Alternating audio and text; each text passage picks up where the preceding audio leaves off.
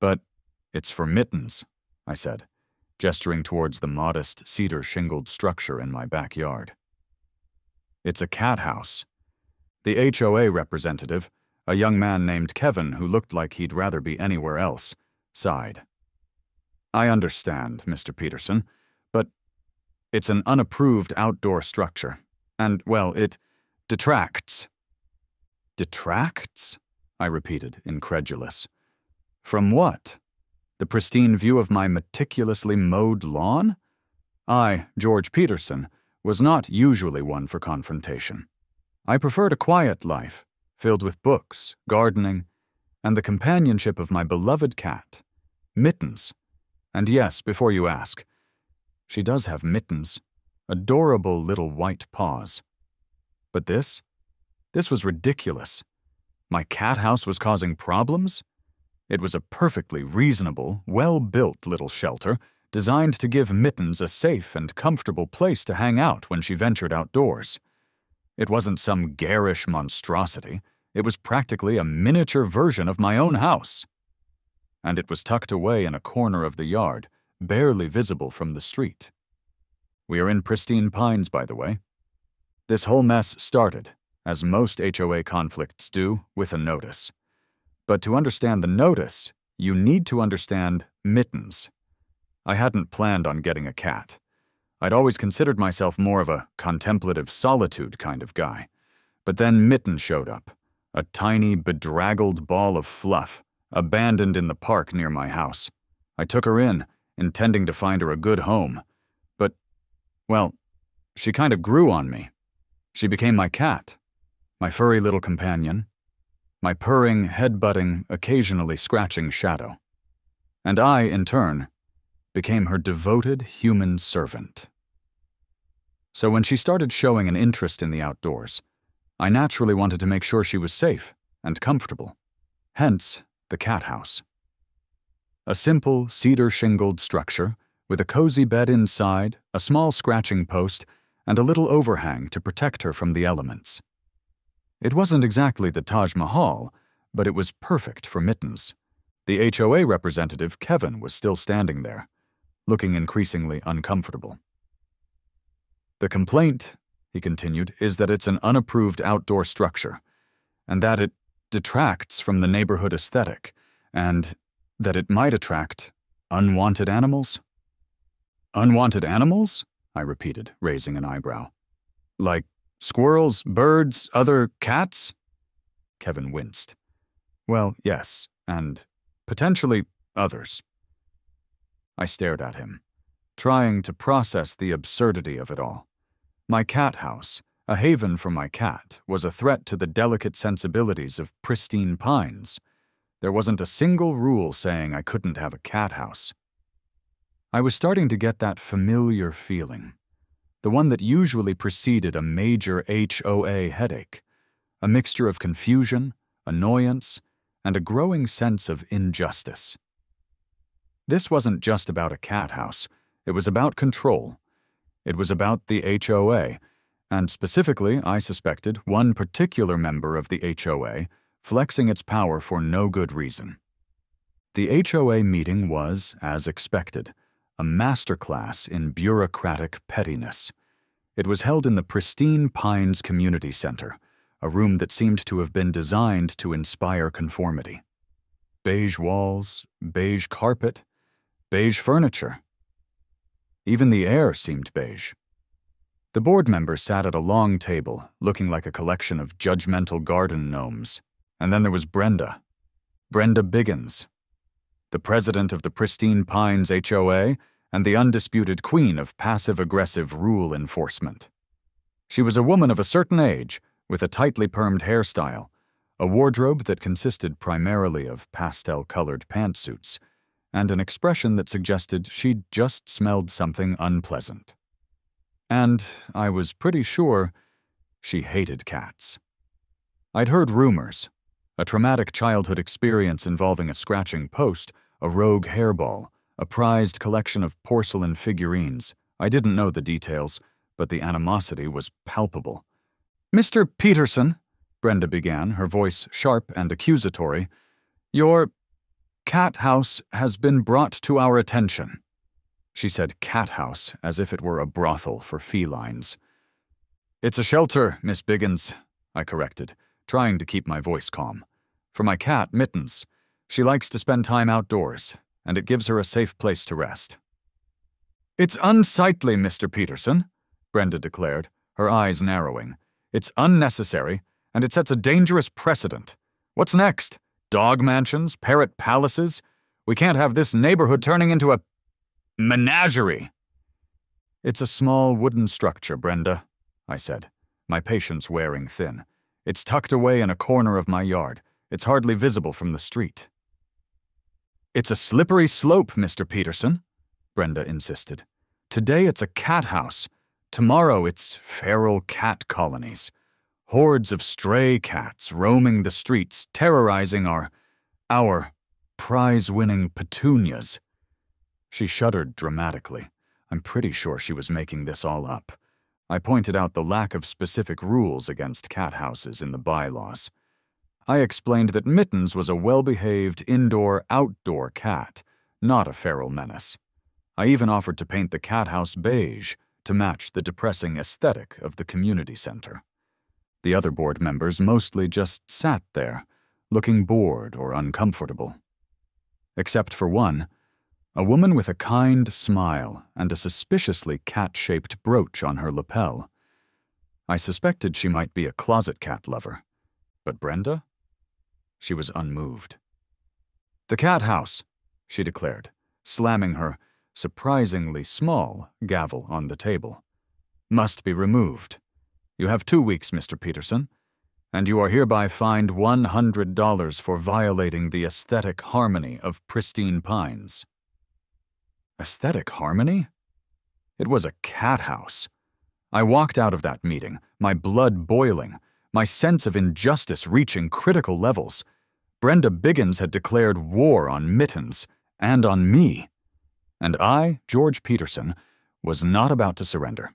2 weeks. That's all the time Brenda Biggins, in her infinite, cat-hating wisdom, had given me to dismantle Mittens' perfectly reasonable, perfectly charming little cat house.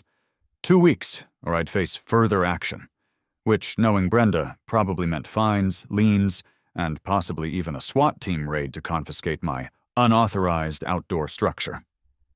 I, of course, refused. I sent a polite but firm email to the HOA, stating my intention to keep the cat house, citing, again, the lack of specific rules against it, and emphasizing Mittens' right to a comfortable outdoor shelter. The response I received was swift and predictable. A threatening letter, printed on official HOA letterhead, beige, naturally, informing me that I was in direct violation of community guidelines, that my continued non-compliance would result in escalating fines, and that they were prepared to take all necessary steps to ensure the removal of the offending structure. "Necessary steps," I muttered, crumpling the letter in my fist. What are they going to do? Send in the cat house demolition squad? It was outrageous. It was absurd. It was war. They weren't just attacking a cat house. They were attacking Mittens, my sweet, innocent, fluffy-pawed companion. And that I could not abide. I felt a surge of righteous indignation, a burning desire to fight back, to defend my feline friend's right to a comfortable nap spot. But I also felt helpless. What could I do? I was just one man, up against the all-powerful, all-beige HOA. My weapon of choice, as always, was the HOA bylaws. That night, armed with a highlighter, a pot of coffee, and a burning sense of injustice, I delved into the document, determined to find a way, any way, to keep Mittens' house, and simultaneously drive Brenda Biggins completely insane. I read through sections on landscaping, fence heights, paint colors, garbage can placement, and even the acceptable number of garden gnomes. Apparently, there is a limit. I was starting to lose hope. Everything was so specific, so restrictive, so beige. And then I saw it. Tucked away in a section titled Accessory Structures was a clause regulating the size and materials of sheds, gazebos, and other outbuildings. It specified maximum height, square footage, and acceptable building materials, and this was the key, it said nothing about the purpose of the structure. There were no specific rules against structures built for pets, as long as they met the building codes for human structures. The wording was vague, ambiguous, open to interpretation. A slow smile spread across my face. Accessory structure, I muttered. Oh, I'll give them an accessory structure. The seed of an idea, a gloriously ridiculous idea, was starting to sprout. The plan, when it fully formed in my mind, was so audacious, so over the top, so utterly cat-tastic that I almost laughed out loud. I couldn't remove the existing cat house.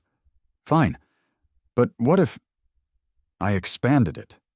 What if I built something so grand, so luxurious, so undeniably feline, that it would make Brenda Biggins's head explode? I wouldn't build a cat house.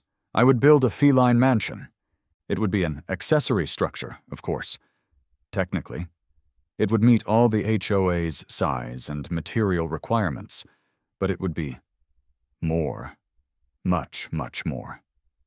I envisioned multiple levels, connected by ramps and staircases, balconies for sunbathing, cozy enclosed sleeping areas lined with plush cushions, scratching posts galore, towers for climbing, maybe even a miniature catio, an enclosed outdoor space where Mittens could enjoy the fresh air without, disrupting the neighborhood aesthetic.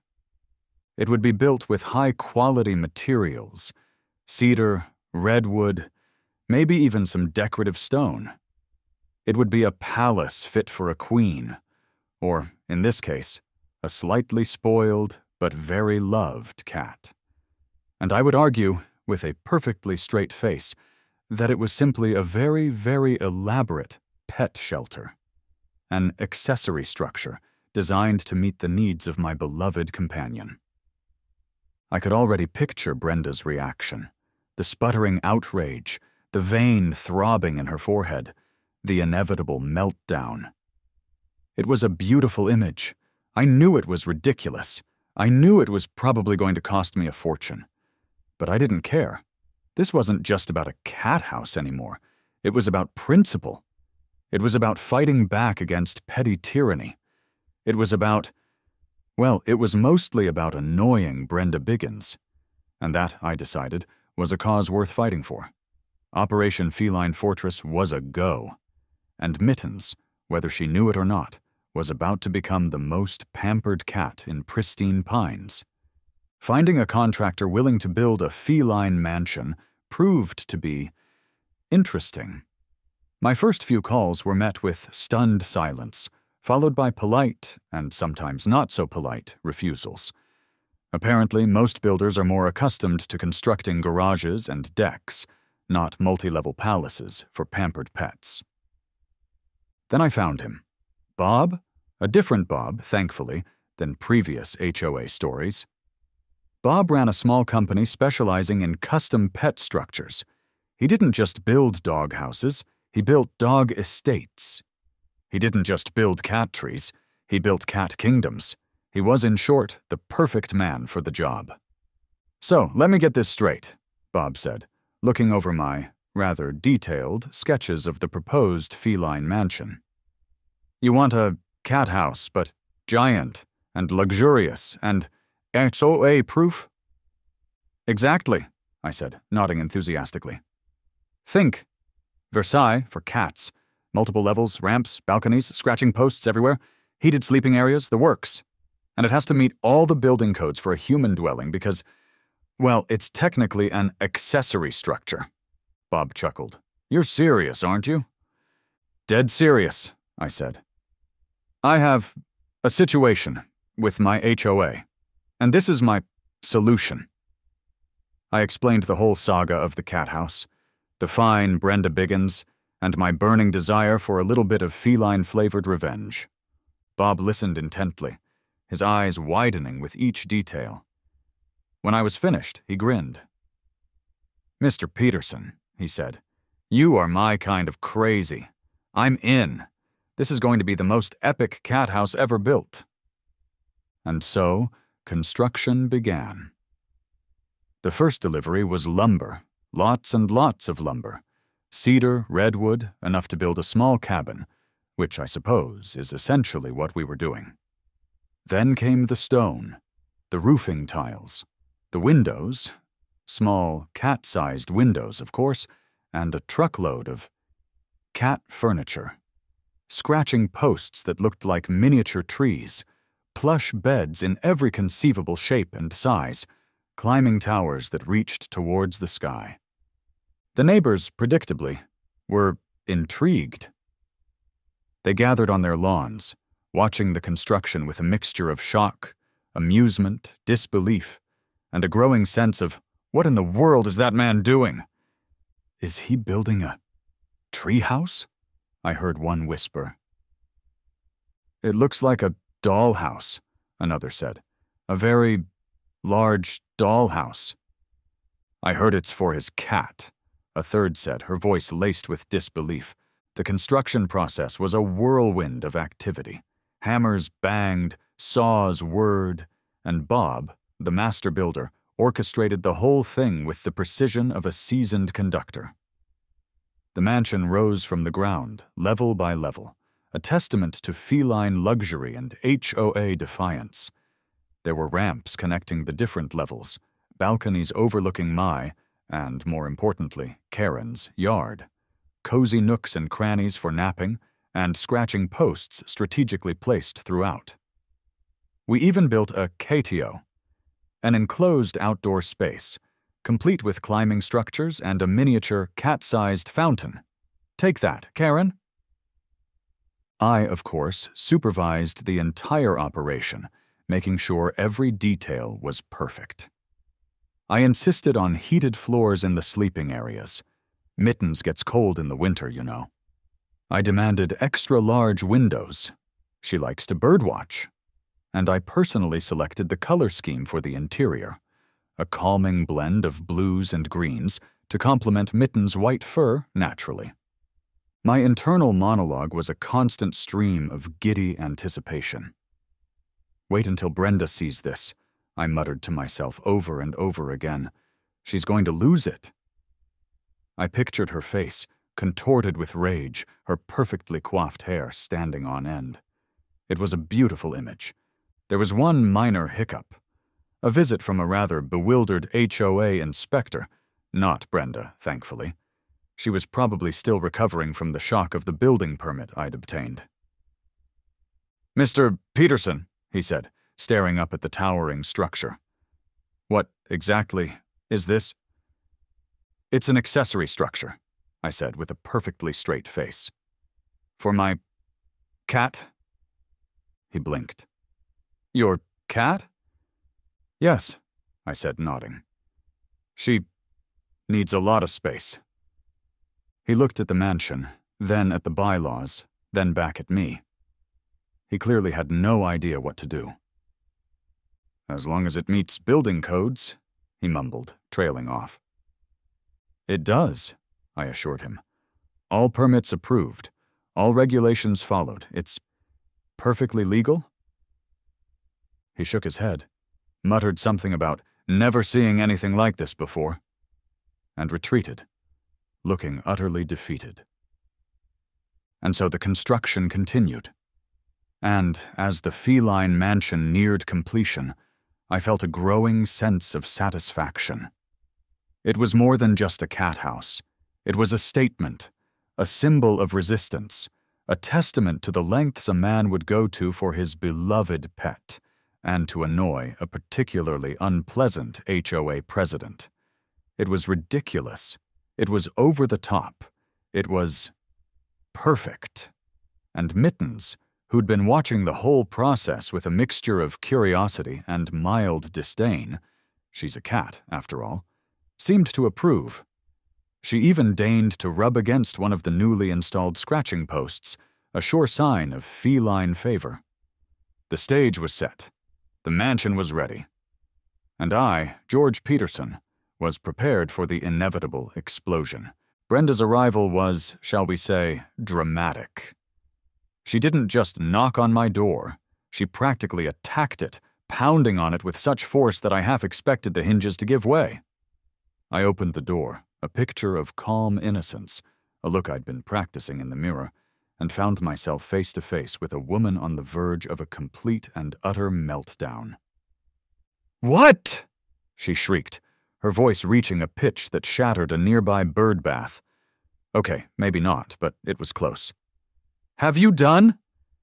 She pointed a trembling finger towards my backyard, where the Feline mansion stood in all its glorious, over-the-top splendor. "Good afternoon, Brenda," I said, my voice smooth and even. "You're referring, I presume, to my new accessory structure?" "Accessory structure?"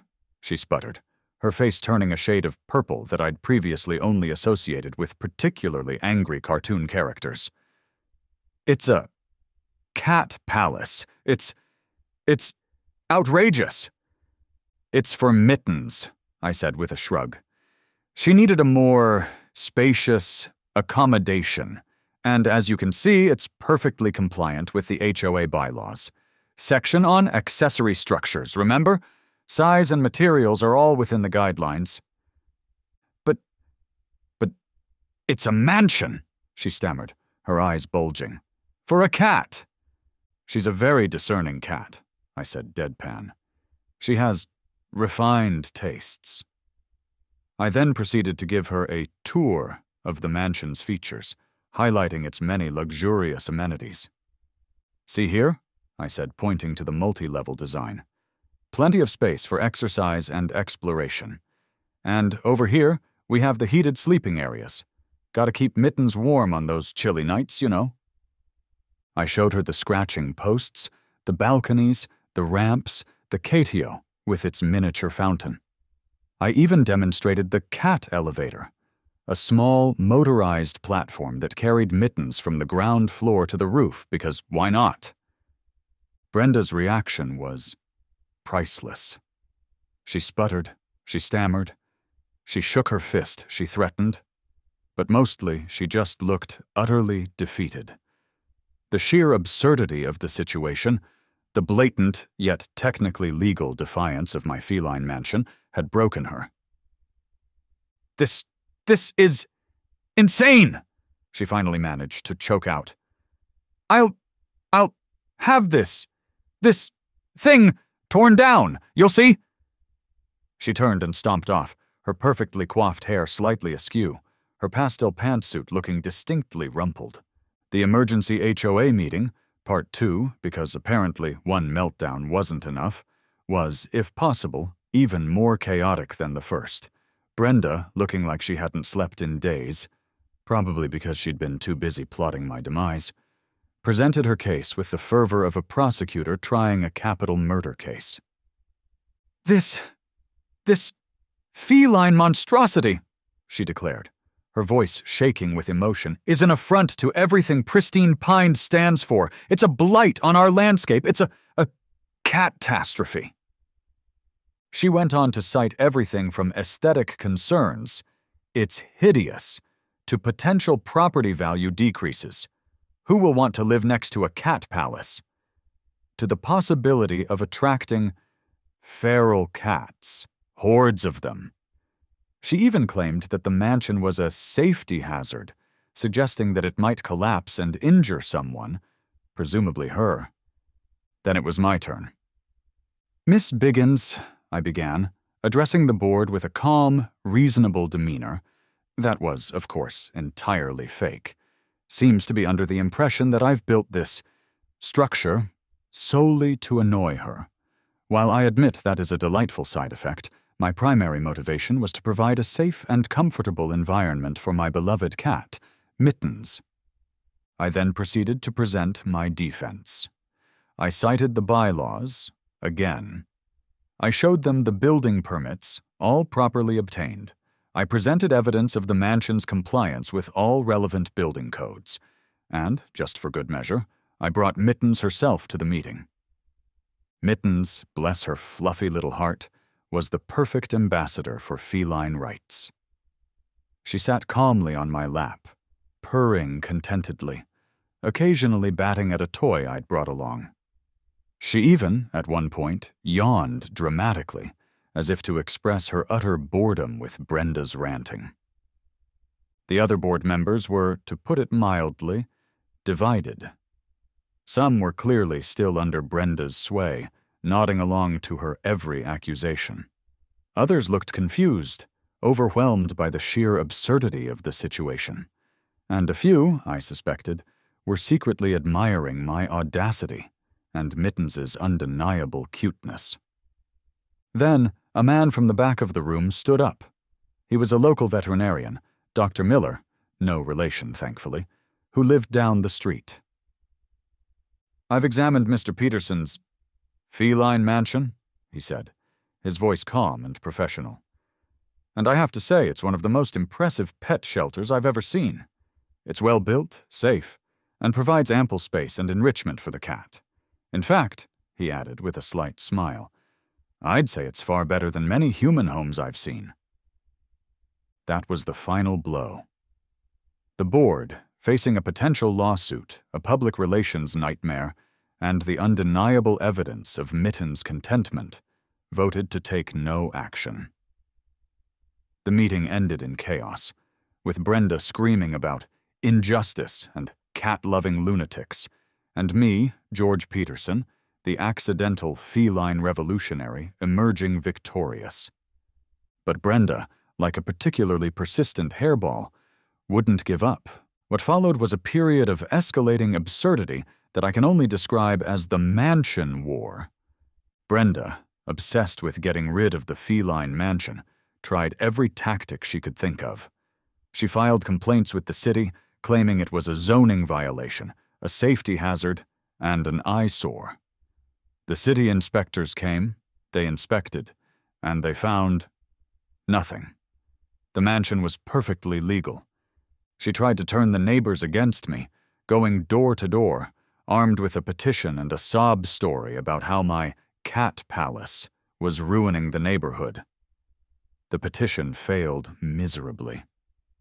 Most people either laughed in her face or politely told her to leave them alone. She even, I suspect, attempted some minor acts of sabotage. I found a few scratches on the mansion's exterior, easily buffed out, and a suspicious-looking pile of birdseed near the catio. Apparently she was hoping to attract a flock of, what, cat-eating birds? Of course, I had security cameras everywhere, capturing her every move. And I, of course, responded in kind. Not with vandalism. Oh no, I was above that. I responded with enhancements. I added a catwalk that extended from the mansion around the entire perimeter of my house, giving Mittens a bird's-eye view of the neighborhood, and specifically, of Brenda's backyard. I installed a cat elevator, a small motorized platform that carried Mittens from the ground floor to the roof of the mansion. Because why not? I created a cat garden filled with catnip, catmint, and other feline-friendly plants. It was a veritable paradise for Mittens and a constant source of irritation for Brenda. And because I couldn't resist, I hosted a grand opening party for the feline mansion. I invited all the neighbors, except Brenda, naturally, put up decorations, cat-themed of course, and even hired a local musician to play some cat-themed music. The local news showed up, filming a segment about the ultimate cat house and the HOA feud that went too far. It was a glorious, ridiculous, utterly over-the-top spectacle. And Brenda? She just got angrier, and more desperate, and more defeated. The feline mansion stood tall, a monument to one man's love for his cat, and a testament to the power of creative and slightly unhinged resistance.